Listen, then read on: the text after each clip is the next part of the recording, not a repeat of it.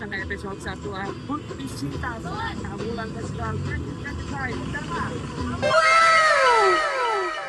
Ug karon mga kois nata sa Nukin Arts and Craft where art meets imagination.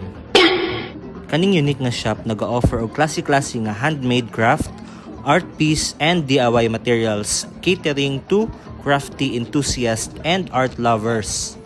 Gikan sa intricate jewelry padulong sa mga patsyada nga home decor, Nukin Arts and Craft showcases the work of talented artisans and makers.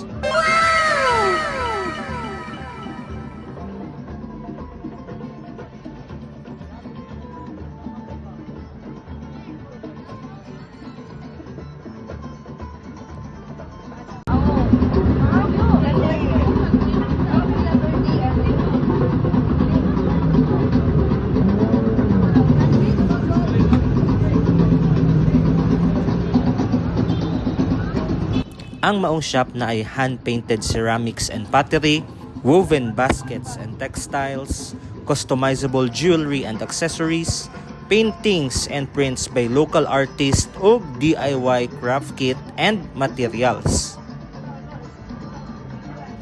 Kung ikaw nangita og unique na regalo, a creative outlet, or simply a beautiful piece of art, Nukin Arts and Craft have something for everyone. So mga kois, if you are to arts and craft, ayaw ninyo kalimti og visit ang Nukin Arts and Craft booth nga nalang diri sa Malaybalay City, Kaamulan Grounds. That's it for today's episode mga kois. Salamat sa pagtan-aw and kita-kits ta sa Kaamulan Festival 2025.